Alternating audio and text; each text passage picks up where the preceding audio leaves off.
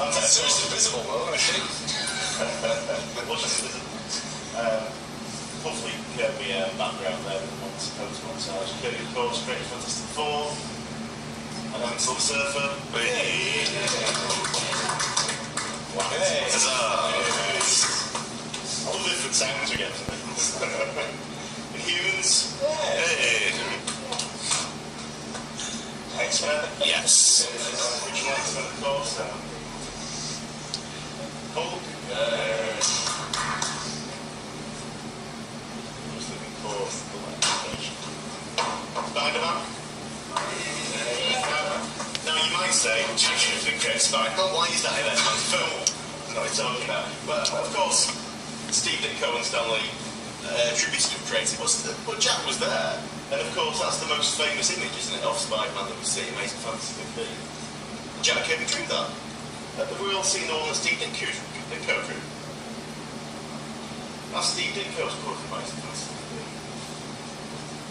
15. And I love Steve Ditko, but it's not as good, is it?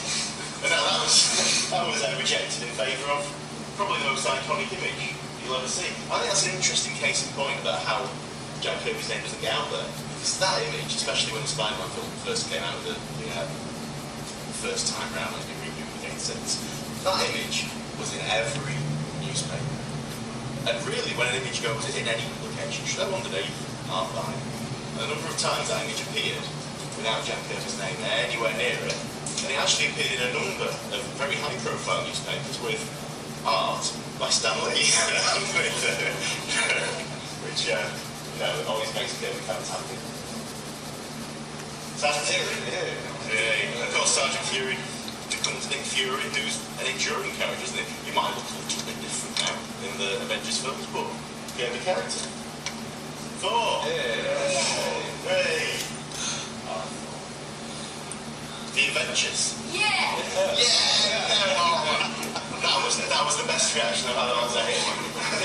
It was fantastic. I thought a graphic novel for going yay for the Adventures. Thank you very much. Alas, the child that he knows it.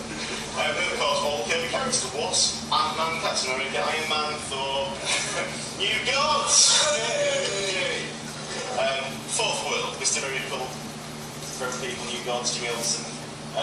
Some might say, I'm probably in that camp, Kirby's best work. He got free reign. It was his script, his writing. And one of the best stories, perhaps, one of my favourites. There's a lot of people who are aware of Kirby fans, but maybe don't even know that New Gods exists. Great images for New Gods. Devil Dinosaur? Yeah! I think Devil Dinosaur deserves more than that, but... What a great cover that is. Look at that. You don't get comic books like that anymore, do you? Demon? Yeah. You know, the speech was missing. It was supposed to be magenta and they didn't put the colouring plate in. So I think you should say kill me.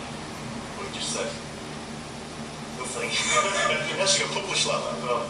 But Demon, the character. She-Man? Yeah. 2001 released it. We first came out with the character. Superman, Kirby character. Just joking. When he took over the fourth world, Jimmy Olsen, he resurrected Newsboy League, that's what characters did. That's one of my favourite Kirby covers, for a number of reasons. Character in the middle, anyone know who the character in the middle is? Don Rickles. Good man, yeah. Don Rickles, what a relatively famous comedian in his time. You probably know him now just the voice of Mr. Potato Head in the Toy Story films. So he's still knocking around, he's quite old. In this comic, Don Rickles appears in the comic, and so does Don Rickles' good evil twin, Woody Rickles. Crazy story. One of the interesting thing is big picture, big black and white photo on the front. Doesn't say anywhere on the front of the cover who the man in the photo is. So that's that crazy marketing. Celebrity endorsement. Forgot to mention his name. Nice, usual Kirby black and white exaggeration, rushing towards the greatest climax ever seen in comics. And if you read the comic, you'll know that's true. And the bit at the top, Kirby says, "Don't ask, just buy it." Isn't that? I have summed up so much. Absolutely one of my favourite covers. I'm probably alone, I don't know. It's not the sort of thing you get put on a t-shirt, is it? But I like it. Right. No one's wearing that. Yeah. Mandy. Yeah. Yay! I like it when people have the courage to shout out. It's fantastic. So I can tell it's quite a few of you wanting to go, whoa, yes, but you're a good shout. Don't be, we're all friends here. Captain Victory! Yeah! Oh, come on! I really like Captain Victory. It was towards the end of Kirby's career. But I think what's interesting about that is that he was still, after decades and decades of doing comics, he was firing off ideas all over the place. And although it has its faults, characters such as Paranex, the fighting fetus, unborn cosmic warrior. Now, Kirby wasn't a young man at this point, and he was still coming with ideas like that. And again, that sums up Kirby. Just, you didn't explain you were reading the comic. You know, it's not like, it's a fetus. Not a major character in the Kirby book, but...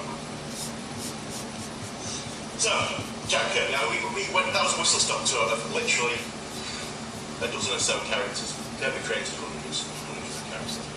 He essentially created the Marvel Universe with the Submarine. And before he did that, he wasn't actually all that young when he started FF #1, the Marvel Age started. He had a very successful career in comics with part of Joe's Eye. In fact, if he'd never joined the whole Stanley House ideas, he still would have been a really credible, influential author of comics. He essentially invented romance comics with Joe's Eye. And in the day, romance comics sold millions of copies, which is unheard of today. He invented the genre. He was incredibly successful. And this was before Stan Lee was working in tea rooms. We forgot to go Ray. Romance comics. Ray. Thank you.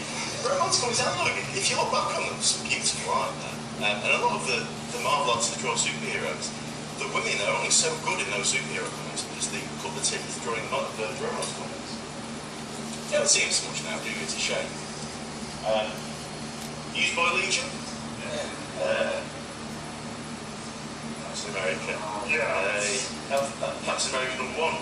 You probably all know this, but a lot of people don't. That Captain America was created by Joe Simon and Jack Kirby a long time before the Avengers when he was thawed out. They didn't make him up when he was thawed out. He was a very popular character around the time Hitler was very busy. Of course, Jack thought the Nazis were real as well. You know, an actual soldier, and there's the famous cover #1 where he belts Hitler in the face. Which is crazy. It's not something, and Stan Lee, I don't want to knock Stan, but Stan in the Captain America film, Stan gets a cameo. And I think if you say to people who create Captain America, a lot of people even know about Kirby, saying Stan Lee and Jack Kirby, but Stan Lee and Joe Simon. Stan Lee had nothing to do with issue 1 of Captain America. I think issue 4 of Captain America had a prose piece in the back. He was working for Kirby as a relatively young man. Was it #6? I think you'll find #6. She had a prose piece in the back of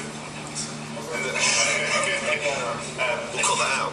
He came up with his edit that bit out. And they came midway through the Shield, and Stan came up with that, which credit to him, but he wasn't the creator in any way, shape. And aside from comics, he did all sorts of crazy things. Have you heard about the Lord of Light and the Argo thing? There's a film on this. There was a book by Roger Slanton called Lord of Light that was opted into a film that never actually got made. And the guy who did the special effects for Planet of the Apes was involved. Kirby did the not a storyboard, but concept drawings for it.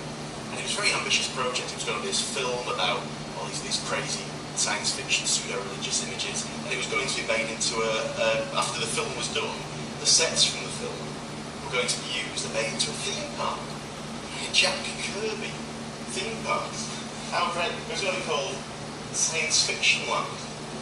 I really want to go there. if anyone has a few $1 billion and fancies building it for me, how great would that be? I mean, you can kind of see why it didn't happen. It's very easy to say a big bit of paper and draw these things, but genuinely the idea was to make this marvellous high-budget film, and then make this into a film. Well, it got cancelled for production.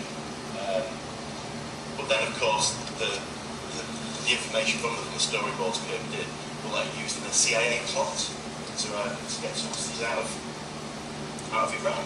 Has anyone seen that already?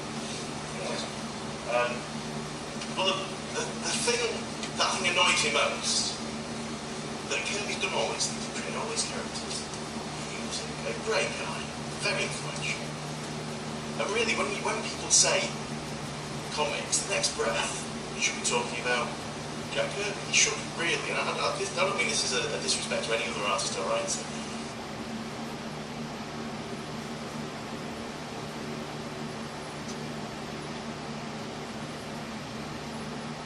He is top of the game because he created more of the ideas and the characters, not just the characters, the form, the style, the Kirby style for years, the way he told stories. Let's say if you say who's the most famous scientist in the world, who would we say? Einstein. Yeah. Einstein. And that's true of a lot of subjects, isn't it? I hope this is one of those things that could fail horrendously when you all say people I've never heard of. Well, computing. You're all much more highbrow than I am. I have Bill Gates.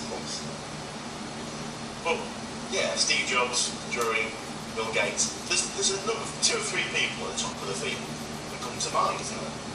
We'll all agree on this one. Football.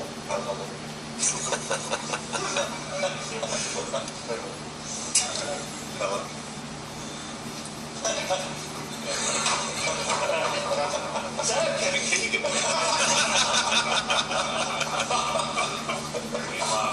I'll admit I don't know a lot about football, but I had a rule with Kevin Keegan.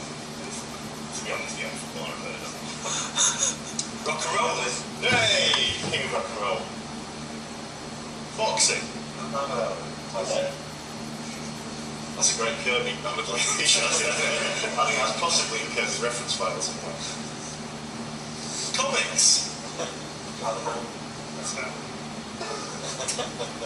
The majority of people, Smiling Stan. That's the name that comes to the fore, isn't it?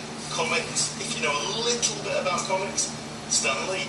I guess he said Stan Lee presents a lot of comics. He's got the cameos in the Marvel films, and Stan, to his credit, is excellent at self-promotion. You think about comics, you think about Stan Lee. I think it's a little bit of a shame we don't think about comics. Think about Jack Kirby. Or maybe Jack Kirby and Stan Lee, but Kirby's name is in no way as prominent or as well known as Stan Lee. This is an anti-Stan talk. I'm just going to be nice about Jack.